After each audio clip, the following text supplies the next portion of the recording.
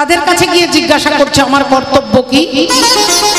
কেউ বলল পুজো করো, কেউ বলল দান করো, কেউ বলে ধ্যান করো, কেউ বলে তপস্যা করো। দেবর্ষি নারদ বললেন আপনি এক কাজ করুন, আপনার হাতে মাত্র 7টা দিন সময়। এই 7 দিনে আপনি ধ্যান করতে পারবেন না। আপনার মন চঞ্চল মনটাকে শান্ত করতে গেলে কতগুলো বছর কেটে যাবে। তাহলে আপনার হাতে মাত্র 7 দিন সময়, আপনাকে কিছু করতে হবে না। আপনি চলে যান হরিদ্বার ব্রহ্মকুণ্ডে, সুখদেব গোস্বামীর শ্রীবদনে ভাগবত শ্রবণ করুন। তাহলে বাবা ঠাকুর কীর্তন শুধুমাত্র হরি কথা, ভগবানের কথা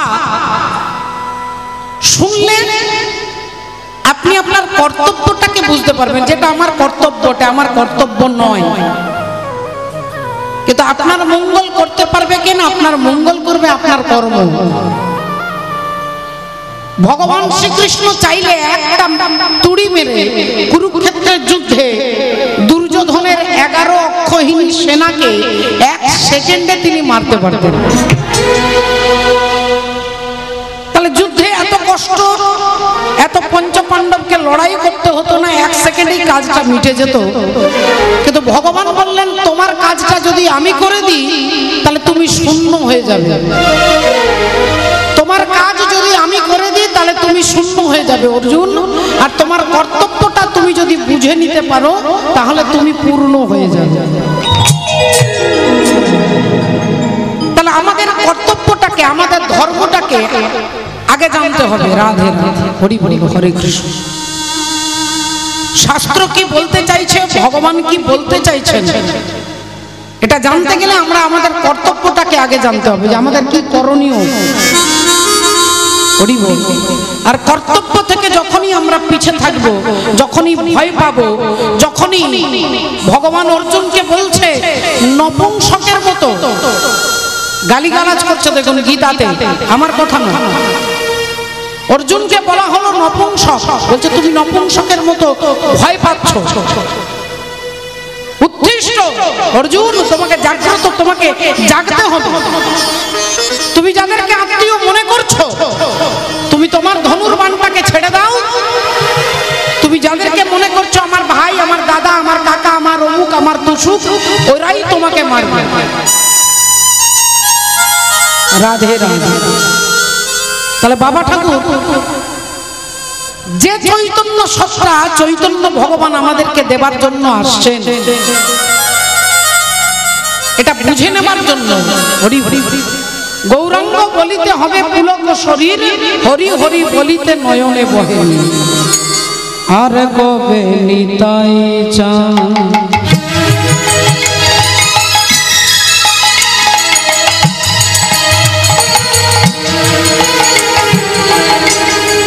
করুণা করিবে,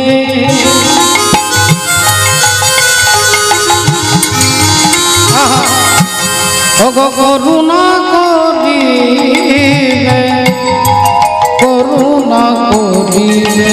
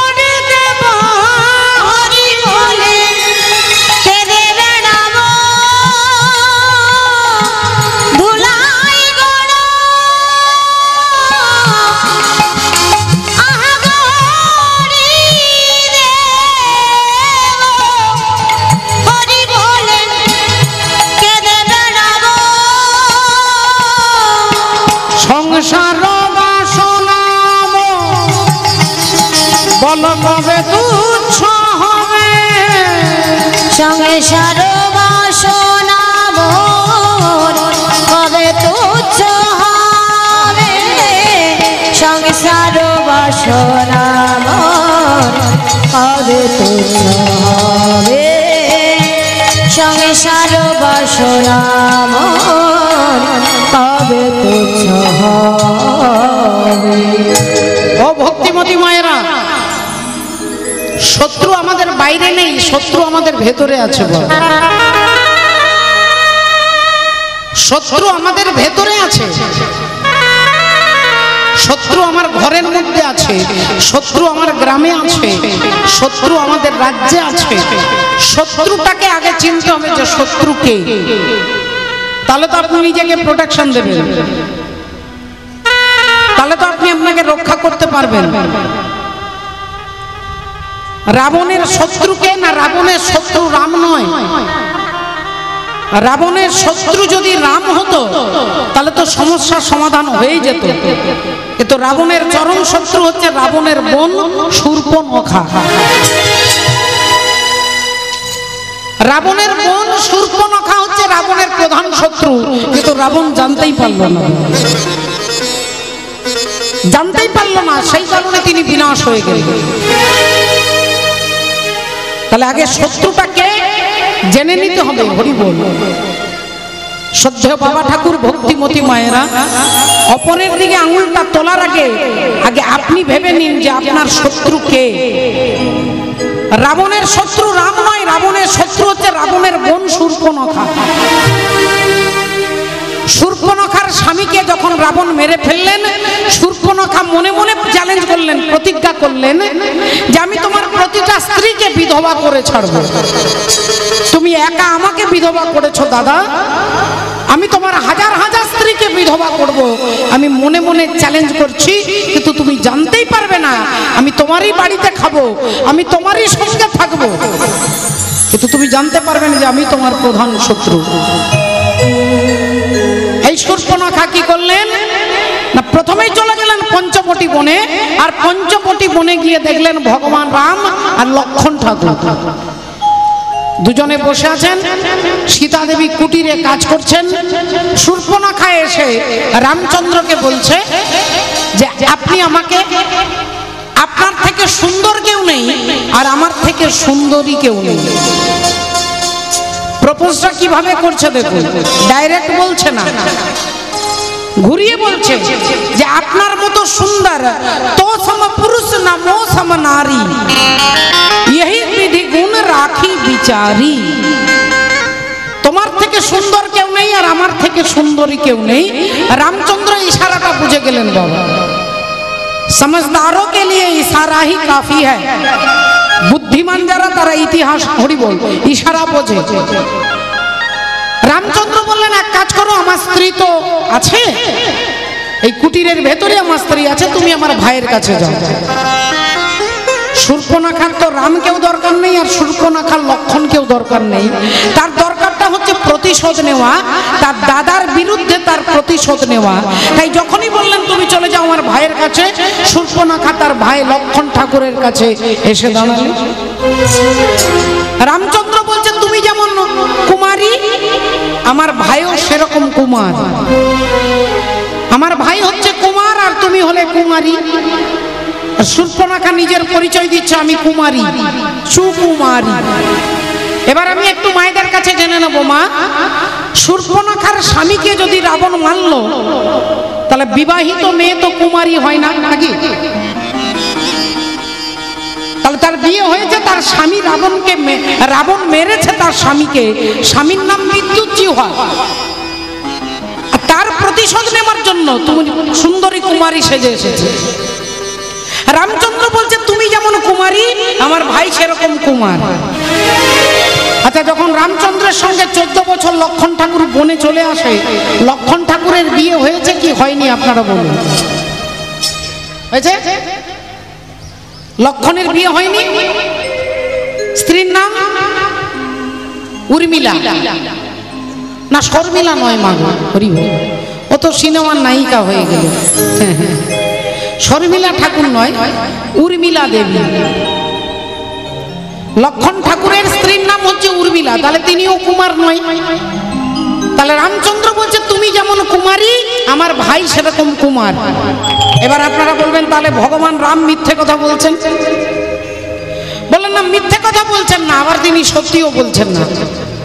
তিনি মিথ্যেও বলছেন না, আবার তিনি সত্যিও বলছেন না। তাহলে ব্যাপারটা কি রকম না, দুই ভাই, বড় ভাই রামু, ছোট ভাই শামু। রামু আর শামু দুজনেই মেলা দেখতে, মেলা গ্রামের মেলা দেখতে বেরিয়েছে। সকাল থেকে বেরিয়েছে, সন্ধে হয়ে গেছে। এইবার সন্ধেবেলায় সারা মেলা ঘুরে বাড়ি যাবার পথে দোকানে দেখেছে জিলিপির দোকান। বড় ভাই শামুকে বলছে, ভাই তোর কাছে টাকা আছে নাকি? ভাই বলল, দাদা আমার কাছে 1 টাকাও নেই। তোমার কাছে নেই? দাদা বলল, আমার কাছে 8 আনাও নেই। না তাহলে চলো দাদা ঘরে গিয়ে মুড়ি খাবো, খিদে পাচ্ছে। দাদা বলল, জিলিপির দোকানে জিলিপি খাবো, তারপরে ঘরে যাব।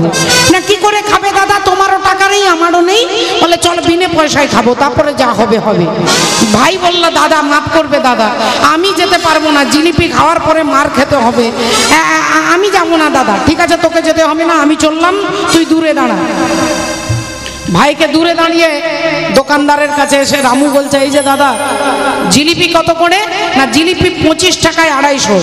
তা দেন তো দাদা, তাড়াতাড়ি দেন, দেরি করবেন না, তাড়াতাড়ি দেন। দোকানদার একটা ঠোঙাতে গরম গরম জিলিপি দিয়েছে রামুর হাতে। রামু জিলিপি খাচ্ছে, মাঝে মাঝে ভাইকে দেখাচ্ছে যে দেখ বিনে পয়সায় খাচ্ছে, খাচ্ছে আর দেখাচ্ছে। বেশ কিছুক্ষণ খাওয়ার পরে এদিকে শামু ভাবছে যে দাদা যেমন বিনে পয়সায় খাচ্ছে, দাদারও যা হবে আমারও তাই হবে। শামু চলে এসেছে দোকানে, দাদা জিলিপি কত? 25 টাকা 250। আমাকেও দেন তো দাদা, তাড়াতাড়ি দেন তো। তাকেও ঠোঙাতে 1 ঠোঙা দিয়েছে। রামুর এদিকে খাওয়া হয়ে গেছে, ভাবছে হাতটা ধুয়ে আর সোজা ছুটে পালিয়ে যাব। আর হাতটা ধুয়ে যেই পালাতে যাবে, দোকানদার ধরে যায়, যে দাদা জিলিপিকে হাত ধুয়ে বেরিয়ে চলে যাচ্ছে, 25 টাকা দেন। রামু বলে উঠলেন, হ্যাঁ এ তো মারাত্মক ভুল করছিলাম, আমি তো আপনাকে 30 টাকা দিয়েছি, 5 টাকা ফেরত দেন। দোকানদার মেজাজে বলছে, একবারে খবরদার মিথ্যা কথা বলবে না, তুমি আমাকে 1 টাকাও দাওনি, তাড়াতাড়ি 25 টাকা দাও। রামু বললেন, দেখুন মেজাজ দেখাবেন না, আমি আপনাকে 30 টাকা দিয়েছি, 5 টাকা ফেরত দেন। দোকানদার বলছে, তুমি আমাকে 1 টাকাও দেয়নি। আর রামু বলছে, আমি সত্যি করে বলছি আপনাকে 30 টাকা দিয়েছি, 5 টাকা ফেরত দেন। এই রামুর সঙ্গে দোকানদারের তুমুল ঝগড়া লেগে গেছে, এর মধ্যে শামুর খাওয়া হয়ে গেছে। শামু ভাবছে এবার আমি কি বলবো, আমাকে ধরলে আমি কি বলবো। আর যেই হাতটা ধুয়েছে অমনি দোকানদার ডাকছে, এই যে দাদা এদিকে আসুন, এদিকে আসুন। দাদা আপনি আমার একটা সমস্যার সমাধান করে দিন, আপনি আমার একটা সমস্যার সমাধান করে দিন। এই লোকটা তখন থেকে মিথ্যে কথা বলছে নাকি আমাকে 30 টাকা দিয়েছে। তা আপনি আর এ দোকানে দুজনেই ছিলেন, সত্যি করে বলুন তো দাদা, এই লোকটা কি আমাকে 30 টাকা দিয়েছে? শামু বললেন, দেখুন আপনার সমস্যার সমাধান আমি পরে করে দেবো, আগে আমার 5 টাকা মনে আছে তো? আমার 5 টাকাটা মনে আছে তো নাকি?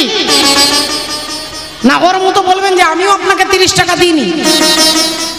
দোকানদার মাথা চুলকাচ্ছে আর ভাবছে, যদি বলি এও দেয়নি এও দেয়নি, তাহলে পাবলিক আমাকে কেউ বিশ্বাস করবে না, পাবলিক কেউ বিশ্বাস করবে না। তাড়াতাড়ি দোকানদার বলছে, হ্যাঁ দাদা আপনারটা মনে আছে, আপনি আমাকে কড়কড়ে 3টে 10 টাকার নোট 30 টাকা দিয়েছেন, এই নিন 5 টাকা ফেরত নেন। শামু 5 টাকা পকেটে রেখেছে। এবার দোকানদার বলছে, বলুন তো দাদা, এই লোকটা মিথ্যে কথা বলছে, আমাকে নাকি 30 টাকা দিয়েছে, এ কি আমাকে 30 টাকা দিয়েছে বলুন দাদা? সঙ্গে সঙ্গে শামু বলছে, মা কালীর দিব্যি করে বলছি, যেমন আমি দিয়েছি তেমনি উনিও দিয়েছেন, যেমন আমি দিয়েছি তেমনি উনি দিয়েছেন, মানে আমিও 1 টাকা দিইনি, উনিও 1 টাকা দেয়নি। যেমন আমি দিয়েছি মানে আমিও দিইনি আর উনিও দেননি। তাহলে এটা মিথ্যে নয়, আবার এটা সত্যিও নয়। এটা যেমন মিথ্যে নয়, এটা তেমনি সত্যিও নয়। ভগবান রাম বলছে, শূর্পণখা বলছে আমার মতো কুমারী সুকুমারী কেউ নেই। তা রামচন্দ্র বলছে, তুমি যেমন কুমারী আমার ভাই সেরকমই কুমার। তুমি বিবাহিত হয়ে বলছো আমি কুমারী, তাহলে তোমার মতো আমার ভাইও কুমার। তাহলে ভগবান মিথ্যে কথা বলছেন না। শূর্পণখা গিয়ে লক্ষণ ঠাকুরকে প্রপোজ করছেন যে আপনি আমাকে গ্রহণ করুন। আর রামচন্দ্র ওখান থেকে ইশারাই করে বলছে, এই ভদ্র মহিলা হচ্ছে নাক কাটা মেয়ে। নাক কাটা মহিলা অনেকে আছেন বাবা, নাক কাটা মহিলা আপনারা সহজেই খুঁজে পাবেন, যিনি নিজের জন্য, নিজের ফেমাসের জন্য, নিজের আত্মসিদ্ধির জন্য, নিজের সুখে থাকবার জন্য তিনি দেশের পরোয়া করে না, মানুষের পরোয়া করে না, পাবলিকের পরোয়া করে না, তাকে বলা হয় নাক কাটা মহিলা। ওরি বলে রাধে রাধে। তার নাক কাটা যেই বলেছে, লক্ষণ ঠাকুর ভাবছে তাহলে দাদা বলছে এর মনে হয় নাক কেটে দিতে, অমনি লক্ষণ ঠাকুর শূর্পণখার নাক আর কানটা কেটে দিল। এইবার শূর্পণখা ছুটলেন যে এরাই পারবে আমার দাদাকে একমাত্র শাস্তি দিতে, তাই শূর্পণখা ছুটলেন রাবণের কাছে আর গিয়ে বললেন, মিছি মিছি কানতে কানতে বলছে, দাদা তুমি যদি না থাকতে তাহলে আমি জানতাম অন্য কথা, কিন্তু রাবণ বেঁচে থাকতে রাবণের বোনের এই দুর্গতি। রাবণ বললেন, তোর এই দুর্গতি কে করেছে বল? বললেন, নাম বলতে পারবো না, জঙ্গলে দুই ভাই এসেছে আর তাদের সঙ্গে একজন নারী এসেছে, অপূর্ব সুন্দরী দেখতে, অপূর্ব সুন্দরী দেখতে দাদা, একমাত্র ওই নারীকে তোমার পাশেই মানাবে। আর অমনি পাঠিয়ে দিলেন রাবণ কাকে না, মারীচকে। মারীচকে তার মামাকে পাঠিয়ে দিচ্ছে, চলে যাও সোনার হরিণ সেজে। আর সোনার হরিণ সেজে মারীচ এলেন, সীতা দেবীর পাশ দিয়ে ছুটে যাচ্ছে, আর সীতা দেবী অমনি সোনার হরিণ দেখে সঙ্গে সঙ্গে রামচন্দ্রকে বলছে, ওই হরিণটা আমাকে ধরে দিতে হবে, ওই হরিণটা আমাকে ধরে দিতে হবে। রাধে রাধে। এ দেহের পূর্ব পশ্চিম উত্তর দক্ষিণ, বল কোন দিকেতে বৃন্দাবন, আমি তত্ত্ব কথা শুনবো বলে মনে আকিঞ্চন।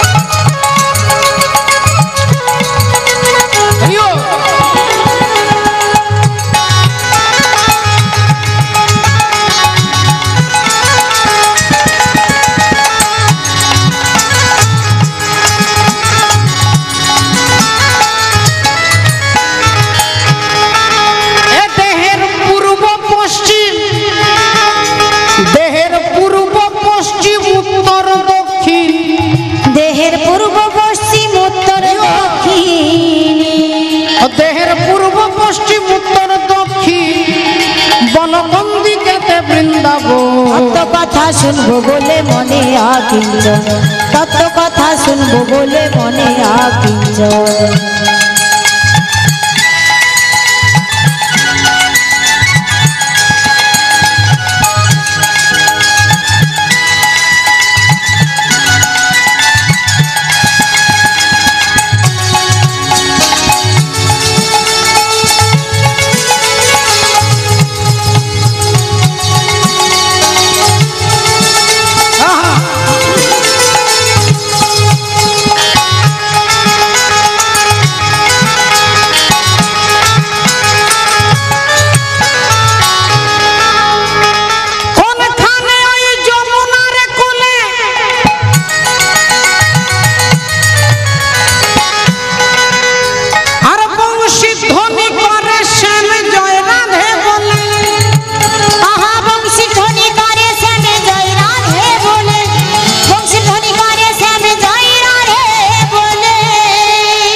বলো কোন কমলে কমলিনী, বলো কোনে কমলের কমলিনী, বলো কোনে কমলের কমলিনী। ও যে কোথায় থাকে সখী গো, আমি তত্ত্ব কথা শুনবো বলে মনে আকিঞ্চন, তত্ত্ব কথা শুনবো বলে মনে আকিঞ্চন। ও ভক্তিমতী মায়েরা, এদিকটা হচ্ছে পূর্ব দিক, এদিকটা পশ্চিম দিক। এই দেহটার এদিকটা পূর্ব দিক, এটা পশ্চিম দিক, এটা উত্তর আর এটা দক্ষিণ। এটা উত্তরবঙ্গ, এটা দক্ষিণবঙ্গ, এটা পূর্ববঙ্গ, এটা পশ্চিমবঙ্গ। এর মধ্যে বৃন্দাবন কোথায় আছে বলে 84 ক্রোশ বৃন্দাবন। বৃন্দাবন হচ্ছে 84 ক্রোশ। আর এই গোটা দেহটা পায়ের বুড়ো আঙ্গুল থেকে মাথা পর্যন্ত বলে এটা 84 আঙ্গুলের দেহ, 84 অঙ্গুলি দেহ দেখো আছে গোনা। এর মধ্যে বৃন্দাবন কোথায় আছে তত্ত্বদর্শী মহাজন বলছে। বলি কোনখানেতে হয় গো মহারাস,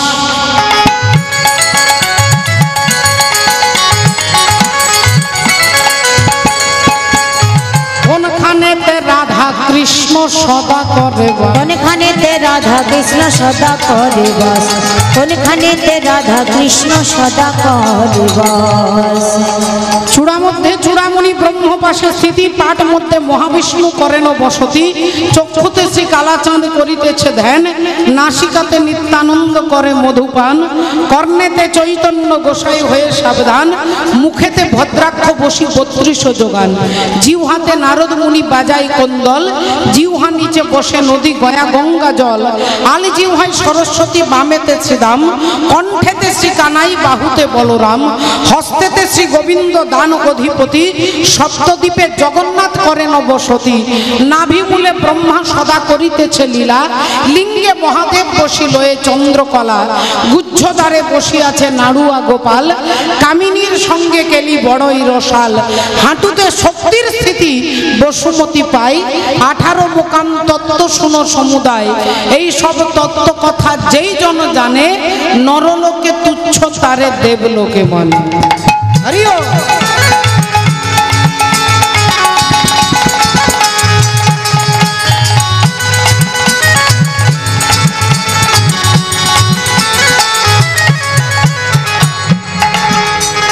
কোনখানেতে হয় গো মহারাজ,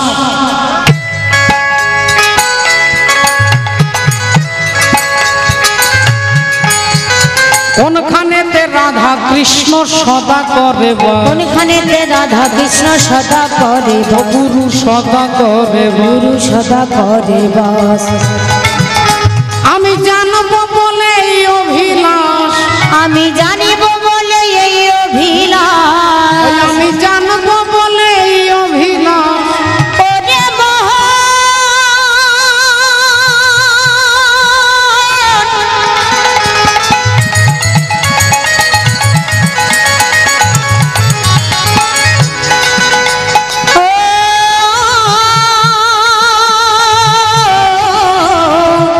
ভোলা মনি রে আমার,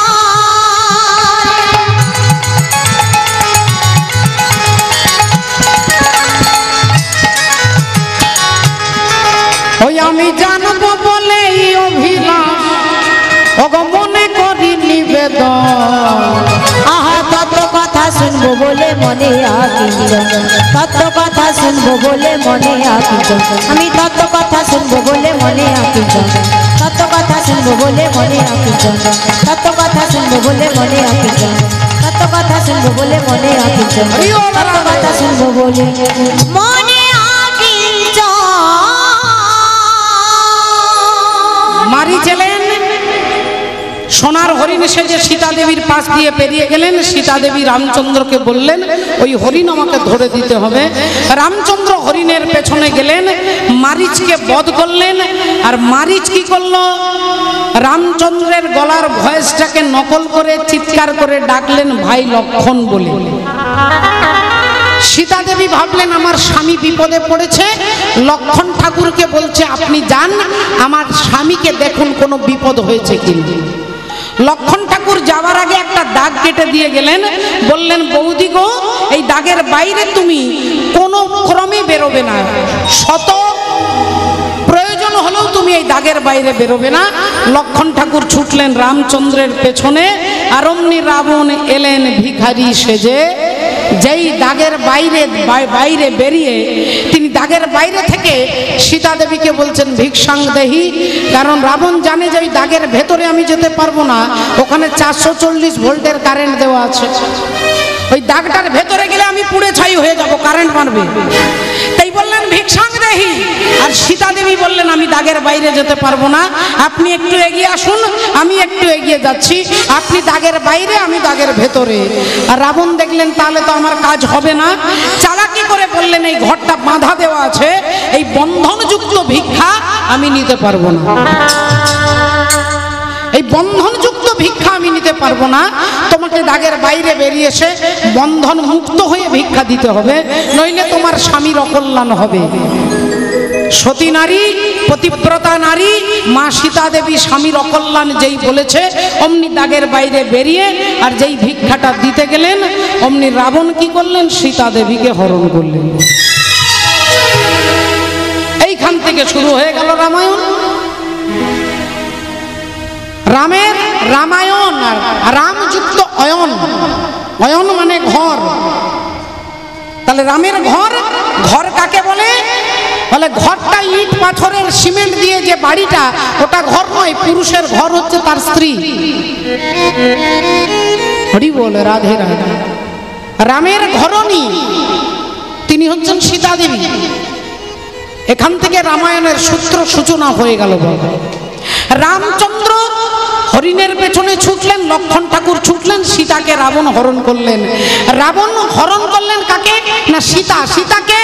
আমাদের সদ্বুদ্ধি,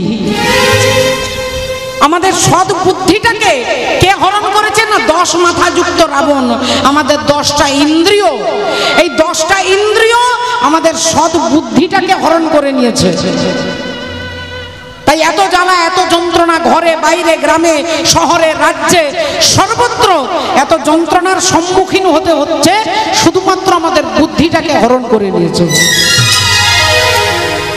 এই বুদ্ধিটাকে হরণ করে নিয়েছে দশেন্দ্রিয় দশানন। রাধে রাধে। এই বুদ্ধি ভগবান শ্রীকৃষ্ণ বলছেন সর্বধর্ম পরিত্যাজ্যং মামেকং শরণং ব্রজ অহং ত্বং সর্ব পাপেভ্যো মোক্ষয়িষ্যামি মা শুচি। হরি বল, হরে কৃষ্ণ। মাননীয় ভক্তমণ্ডলী, ভক্তিমতী মায়েরা, স্বামী প্রণবানন্দ গিরি মহারাজ, যিনি ভারত সেবাশ্রমের যিনি প্রতিষ্ঠাতা, তিনি বসে আছেন। একদিন 200 জন ভক্তরা গিয়ে কান্নাকাটি করছে, বাবা বাবা বাবা। কি হয়েছে? বলে আমাদের খোল করতাল সব লাঠি দিয়ে মেরে ভেঙে দিচ্ছে, আমাদেরকে মারামারি করছে। বলে তোদেরকে যারা মারছে তারা কজন? বলে 10 জন। আর তোরা কজন? বলে 200 জন। বলে তাহলে দূর হয়ে যা, কাল থেকে তোদের মুখ আমাদেরকে দেখাস না। আমাদের আপনি বাঁচাবেন না? বললেন না। যে 10 জন তোদের খোল করতাল ভেঙে দিল, ওরা 10 জন আর তোরা 200 জন, তোরা কান্নাকাটি করে আমাকে বলতে এলি, তোরা পারলি না তার সেই বিপদের মোকাবিলা করতে? হরি বল। সরলতা, উদারতা, বৈষ্ণবতা আলাদা জিনিস। আর কায়ের বলে কায়ের। হরি বল। যিনি অন্যায়কে চোখ বন্ধ করে যিনি সহ্য করেন, এটা বৈষ্ণবতা নয়। আপনাকে গালি দিলে আপনি তাকে ক্ষমা করবেন, এটা বৈষ্ণবতা। কিন্তু আপনার বাবা মা তুলে যদি কেউ গালিগালাজ করে, আপনি যদি সেটা হেসে উড়িয়ে দেন, আপনাকে কেউ বৈষ্ণবতা বলবে না, আপনাকে কায়ের বলবে, বাবা নপুংসক বলবে। ভগবানের নিন্দা করবে, আপনি হাসতে হাসতে শুনে চলে আসবেন, এটা উদারতা নয়, এটা শুধু নপুংসতা। এই কারণে চৈতন্য ভগবান বললেন, আগে তোমার ভেতরের চৈতন্য সত্তা জাগ্রত করতে হবে। সব জায়গায় ভগবানের জাদু চলবে না। আমাদের গীতাতে কর্মযোগে বলছে তোমাকে কর্ম করতে হবে। কর্ম করলে তুমি তোমার ধর্মটাকে, তুমি তোমার কর্তব্যটাকে জানতে পারবে, বুঝতে পারবে। রাধে রাধে। এই কারণে তত্ত্বদর্শী মহাজন বলছেন, আর কবে নিতাই চাঁদ করুণা করিবে, সংসার বাসনা মোর কবে তুচ্ছ হবে, বিষয় ছাড়িয়া কবে শুদ্ধ হবে মন, বিষয় ছাড়িয়া কবে শুদ্ধ হবে মন, বিষয় ছাড়িয়া কবে শুদ্ধ হবে মন, বিষয় ছাড়িয়া কবে শুদ্ধ হবে মন, কবে হামে রব সেই মধুর বৃন্দাবন, কবে হবে রব সেই মধুর বৃন্দাবন, কবে হবে রব সেই মধুর বৃন্দাবন, অবরূপ রঘুনাথ পদে হইবে আকুতি, অবরূপ রঘুনাথ পদে হইবে আকুতি, আরে কবে হাম বুঝব সেই যুগল প্রীতি, কবে হাম বুঝব সেই যুগল প্রীতি, কবে হাম বুঝব সেই যুগল প্রীতি, কি বলছে? বলি সেদিন আমার কবে বা হবে, সেদিন আমার কবে বা হবে, সেদিন আমার কবে বা হবে,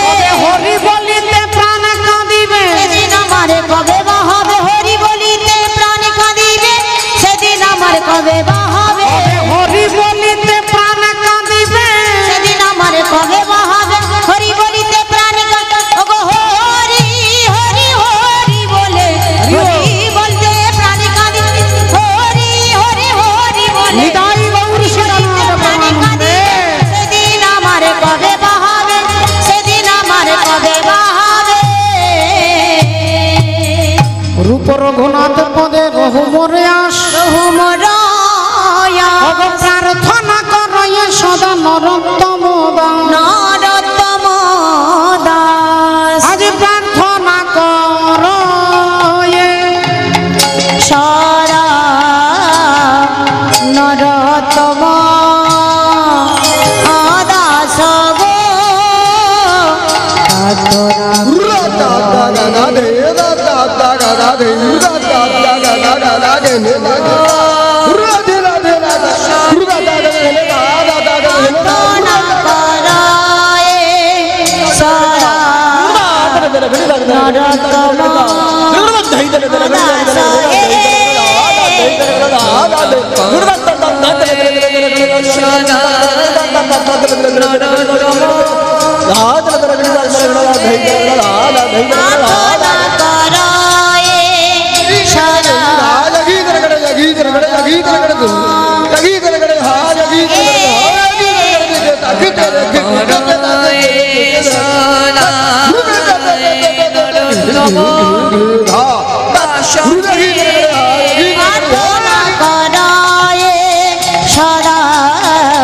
নরোত্তম দাস হে প্রার্থনা করায় সদা নরোত্তম দাস হে প্রার্থনা করায় সদা নরোত্তম দাস হে প্রার্থনা করায় সদা নরোত্তম দাস হে প্রার্থনা করায় সদা নরোত্তম দাস হে প্রার্থনা করায় সদা। জয় জয় জগৎ গুরু, জগৎ গুরু তুমি বাঞ্ছা কল্পতরু, কল্পতরু সিদ্ধ কর তপ্ত মরু করুণা তোমার, করুণা তোমার। তুমি মাতা তুমি পিতা তুমি জগতের ত্রাতা, কেহ নাই তোম ভিন্ন কেহ নাই তোম ভিন্ন। সকলে চরণে দণ্ডবোধ প্রণাম জানিয়ে এতক্ষণ আমরা মহাপ্রভু চরণাশ্রয় করেছিলাম। আজকে যে তত্ত্ব যে তথ্য পূর্ণ যে পালার কথা আমরা জানবো, আমরা শুনবো, আমরা একটু ভজনের মধ্য দিয়ে ভজন রাজ্যে যাই, তারপরে গিয়ে হরিবোল আস্বাদন করব। আজকের বিষয়বস্তু একবার চিৎকার করে বলবো, বলো ভগবান কৃষ্ণচন্দ্র কি, बोलो राधा रानी की, बोलिए भागवत महापुराण की জয়। जय जय श्री राधे রাধে जय राधे। আমরা মীরা মায়ের ভজনের মধ্য দিয়ে আমরা ভজন রাজ্যে যাই। सा रे गा मा दा नि दा पा गा रे गा मा गा रे गा गा, सा रे गा पा गा रे सा नि रे सा नि, पा नि रे मा पा धा पा मा गा रे सा नि रे सा। रंग दे चुनरिया, रंग दे चुनरिया, रंग दे चुनरिया, और रंग दे रंग दे रंग दे रंग दे रंग दे रंग दे रंग दे रंग दे, और रंग दे चुनरिया।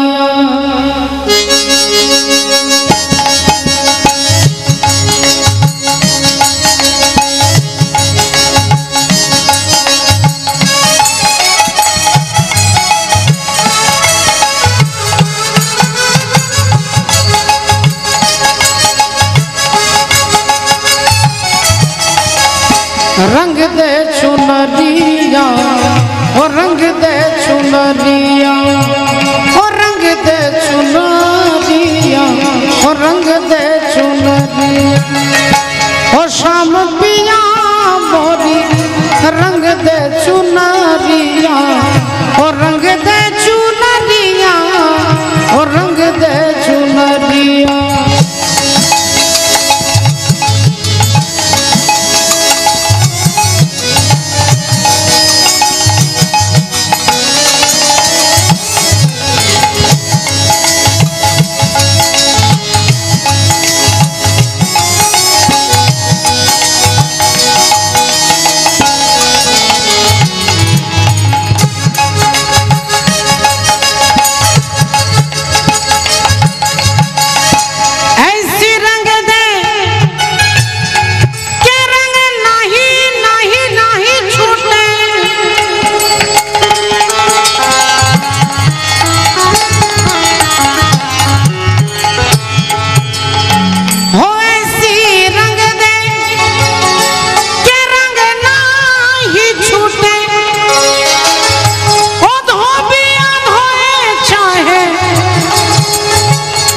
सारी उमरिया धोबिया धोए चाहे ये सारी उमरिया ओ शाम पिया मोरी रंग दे चुनरिया ओ शाम पिया मोरी रंग दे चुनरिया ओ रंग दे चुनरिया रंग दे चुनरिया।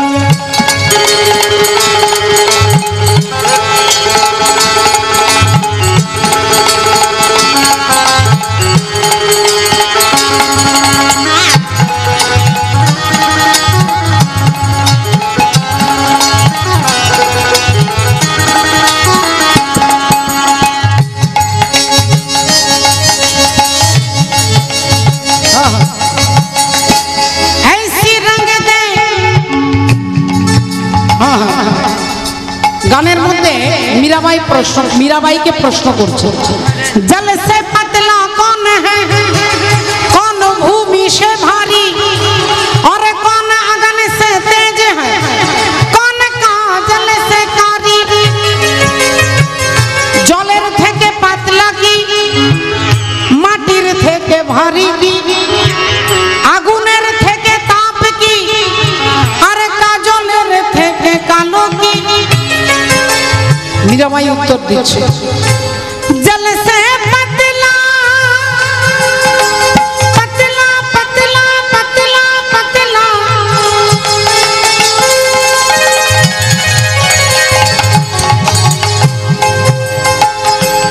जल से पतला ज्ञान है और पाप भूमि से भारी क्रोध अगन से तेज है क्रोध अगन से तेज है और कलंक काजल से कारी रंग दे चुनरिया और रंग दे चुनरिया और रंग दे चुनरिया रंग दे चुनरिया रंग दे चुनरिया और रंग दे चुनरिया रंग दे चुनरिया और रंग दे चुनरिया। श्री गुरु निताई गौर सीतानाथ प्रेमानंदे हरि हरि बोल। माननीय भक्तमंडली भक्तिमती मायेरा भगवानेर आरेक नाम होच्छे दर्पहारी मधुसूदन। তিনি কারোর দর্প জগতে রাখেননি বাবা, জগতে কারোর দর্প তিনি রাখতে পারেন না, তাই তার নাম দর্পহারি মধুসূদন। এই নামটা কে রাখলেন, ভগবানের এই নাম কে দিলেন?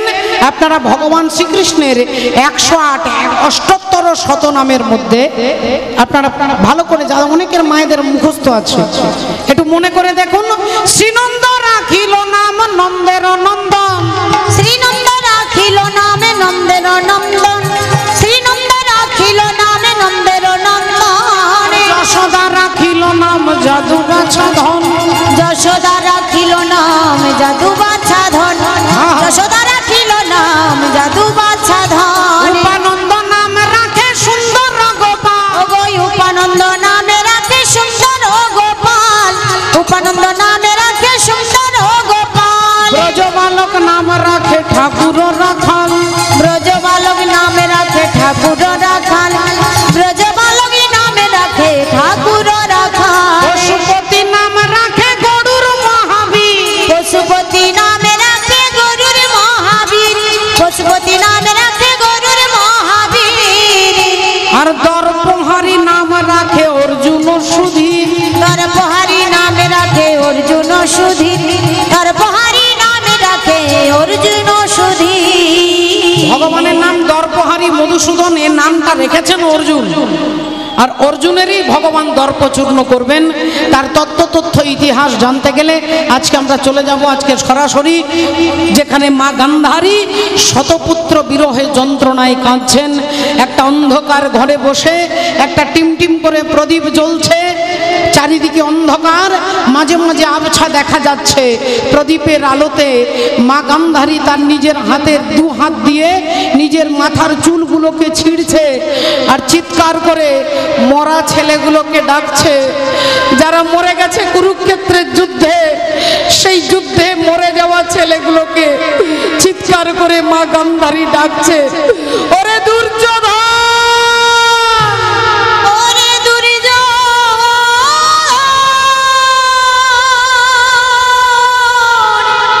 ওরে দুঃশাসন, ওরে দুঃশাসন রে, একবার ফিরে আয় বাবা, ফিরে একবার ফিরে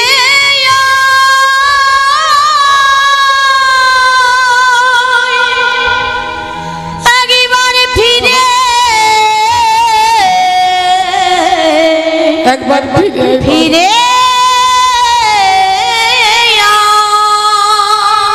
মা গান্ধারী মরা ছেলেগুলোকে ডাকছে আর চিৎকার করে কাঁদছে, চোখের জলে বুক মুখ ভেসে যাচ্ছে, নিজের দুহাত দিয়ে মাথার চুলগুলোকে ছিঁড়ছে, ধুলায় গড়াগড়ি দিয়ে কাঁদছে, একবার বুক চাপড়াচ্ছে, কখনো কপাল চাপড়াচ্ছে, আর বারবার ছেলেগুলোকে ডাকছে আর বলছে, পরাণের দুর্যোধনের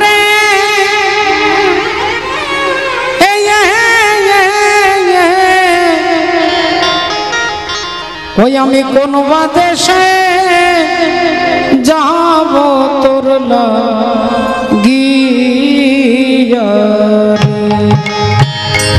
পরাণের দুর্যোধন রে,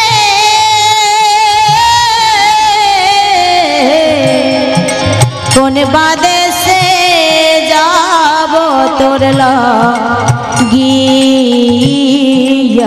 রে, পরাণের দুর্যোধন রে,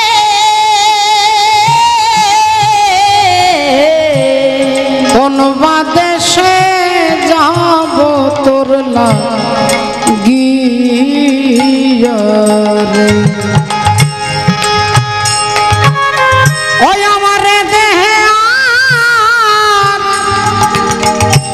প্রাণ রহে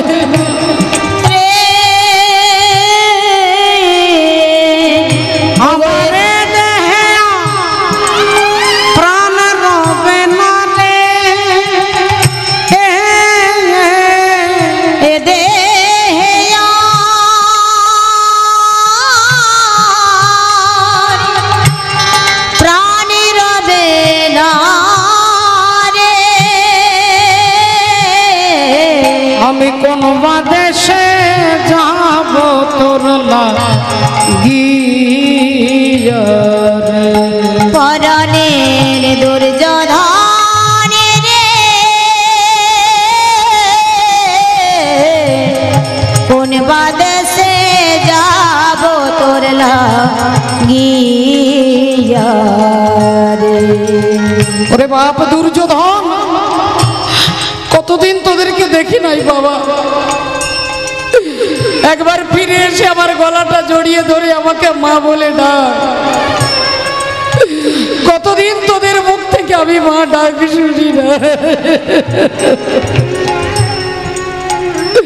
ওরে দুর্যোধন, মনে যদি আগুন লেগে যায় সবাই দেখতে পায়, কিন্তু আমার মনের মধ্যে যে আগুন লেগেছে আগুনটা কেউ দেখতে পায়।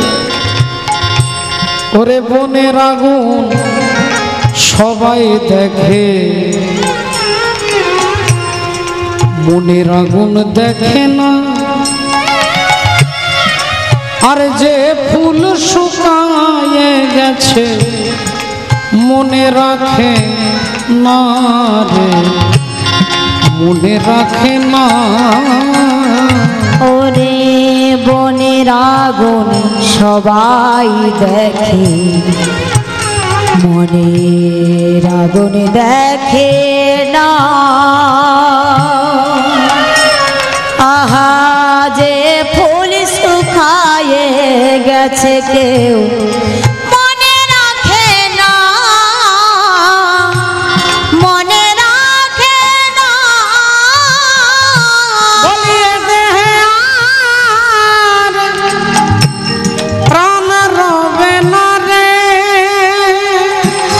এ দেহে আর ওরে খোকা রে,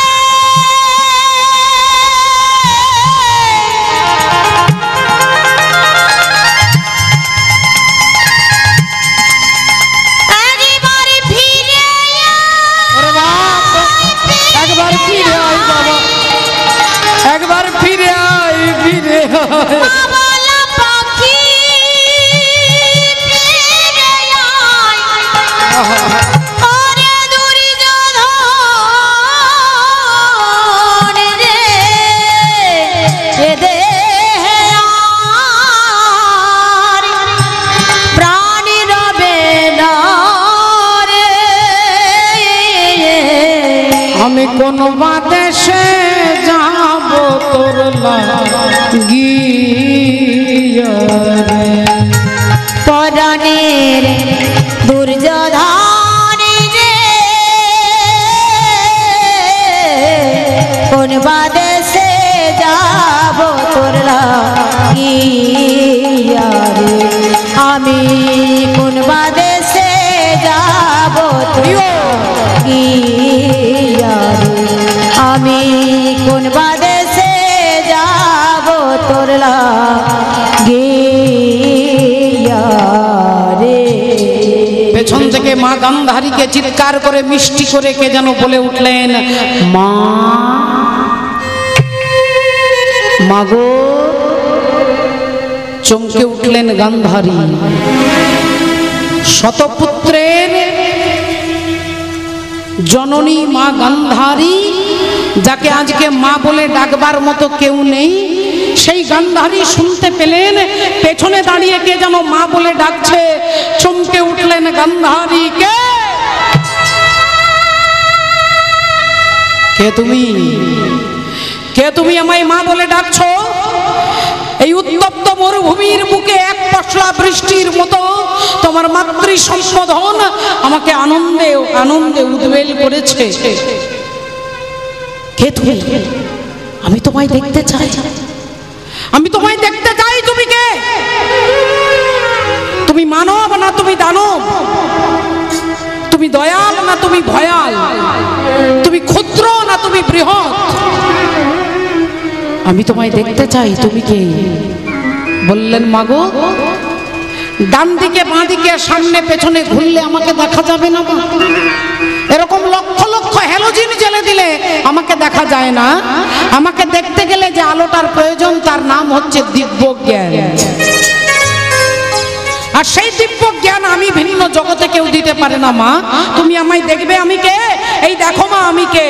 আর যেই বলেছে অমনি গান্ধারী দেখছে, দেখে ভগবান কৃষ্ণ দাঁড়াইয়ে আছে। দেখে ভগবান কৃষ্ণ দাঁড়াইয়ে আছে। ভগবান কৃষ্ণ দাঁড়াইয়ে আছে। আহা, ভগবান কৃষ্ণ দাঁড়াইয়ে আছে। ও যে গান্ধারী চোখের কাছে ভগবান কৃষ্ণ দাঁড়াইয়ে আছে। গান্ধারীর চোখের কাছে ভগবান কৃষ্ণ দাঁড়াইয়ে আছে। দেখে গান্ধারীর চোখের কাছে ভগবান কৃষ্ণ দাঁড়াইয়ে আছে। গান্ধারীর চোখের কাছে ভগবান কৃষ্ণ দাঁড়াইয়ে আছে। আহা, গান্ধারীর চোখের কাছে দেখে ভগবান কৃষ্ণ দাঁড়াইয়ে আছে। আহা, গান্ধারীর চোখের কাছে ভগবান কৃষ্ণ দাঁড়াইয়ে আছে। দেখে ভগবান কৃষ্ণ দাঁড়াইয়ে আছে। শ্রদ্ধেয় বাবা ঠাকুর, ভক্তিমতী মায়েরা, যোগী যারে যোগে পায় না, ঋষি যারে ধ্যানে পায় না, অনন্ত অনন্ত কোটি কোটি জীব যাকে পাওয়ার জন্য সাধনা করে, সেই পরমাত্মা শ্রী হরি গান্ধারীর চোখের কাছে দাঁড়িয়ে আছে। গান্ধারী আঙুলটা তুলে বলে উঠলেন, তুমি সেই কৃষ্ণ, তুমি সেই কৃষ্ণ যে আমাকে মা বলে ডাকবার মতো কাউকে রাখলে না। তুমি সেই কৃষ্ণ যে আমার বংশটাকে ধ্বংস করে দিয়ে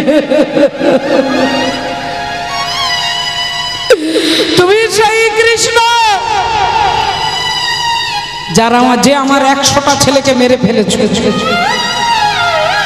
এই কৃষ্ণ রে, আজ সন্তান হারা জননী গান্ধারী, আজ এই গান্ধারী তোমাকে অভিশাপ দিচ্ছি।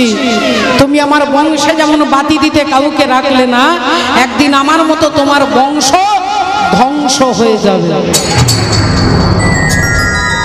একদিন আমার মতো তোমার বংশ ধ্বংস হয়ে যাবে। যেই এ কথা বলেছেন, ভগবান একগাল মিষ্টি হেসে বললেন, মা, ও মা, তোমার দেওয়া অভিশাপ আমি মাথায় তুলে নিলাম। তোমার অভিশাপ আমি মাথায় তুলে নিলাম। আমি কথা দিচ্ছি আমার বংশ ধ্বংস হবে, কিন্তু হেই মা গান্ধারী, তোমার একটাও ছেলেকে আমি মারিনি মা। তোমার একটাও ছেলেকে আমি মারিনি, মেরেছে তাদের কর্ম। তুমি মনে করে দেখো মা, যেদিন কুরুক্ষেত্রের যুদ্ধ শুরু হবে, যুদ্ধ শুরু হওয়ার আগে তোমার ছেলে দুর্যোধন তোমাকে প্রণাম করতে এসেছিল। আর প্রণাম করতে এসে ছেলে তোমার পায়ে হাত দিয়ে বললেন, মা, তুমি আমাকে আশীর্বাদ করো, আমি যুদ্ধে যেন জয়লাভ করতে পারি। সেদিন তুমি মা গান্ধারী তোমার ছেলের মাথা থেকে হাতটা সরিয়ে নিয়ে বললে, বাবা দুর্যোধন, যে যুদ্ধে তুই যাচ্ছিস, এই যুদ্ধের নাম ধর্মযুদ্ধ। এই যুদ্ধের নাম ধর্মযুদ্ধ। আর এই ধর্মযুদ্ধে তুই হারবি না তুই জিতবি আমি বলতে পারবো না বাবা। তবে হ্যাঁ, আমি তোর মা, তুই আমার ছেলে, এই তোর মাথায় হাত রেখে আশীর্বাদ করে বলছি, ধর্মপক্ষের হবে জয়, যে পক্ষে শ্রীকৃষ্ণ রয়। ধর্মপক্ষের হবে জয়, যে পক্ষে শ্রীকৃষ্ণ রয়। এটা তুমি তোমার ছেলে দুর্যোধনকে বললে, আর আজকে তুমি রাতের অন্ধকারে দাঁড়িয়ে আমাকে বলছো আমি তোমার 100টা ছেলেকে মেরে ফেলেছি। তাই মা, এতে তোমার কোনো দোষ নেই। মায়াবদ্ধ জীব, সংসার চক্রে আবদ্ধ জীব ভগবানকে দোষ দিয়েই কথা বলে। ভগবানকে আমরাও বলি, তুমি কানা, তুমি অন্ধ, তুমি দেখতে পাও না, তোমার বিচার ঠিক নেই, তোমার ওটা ঠিক নেই, এটা ঠিক নেই। তাই তোমার অভিশাপ আমি মাথায় তুলে নিলাম মা। এই ভগবান অভিশাপ মাথায় নিয়ে হাঁটতে হাঁটতে আসছে এদিকে। এদিক দিয়ে ভগবান আসছে, এদিক দিয়ে অর্জুন আসছে। হরি বল, রাধে রাধে। অর্জুন আসছে এদিক থেকে। ভক্তমণ্ডলী, ভক্তিমতী মায়েরা, সারাদিন আজ কৃষ্ণের সঙ্গে দেখা হয়নি, এই রাত্রিবেলায় একবার কৃষ্ণের মুখটা না দেখলে ঘুম আসবে না। তাই অর্জুন এদিক থেকে আসছে আর ভগবান এদিক থেকে আসছে। রাধে রাধে। এখন অর্জুন গুনগুন করে গান গাইতে গাইতে আসছে, তেরে মর্জি কা मैं हूँ गुलाम, ओ मेरे अलबेले राम, तेरे मर्जी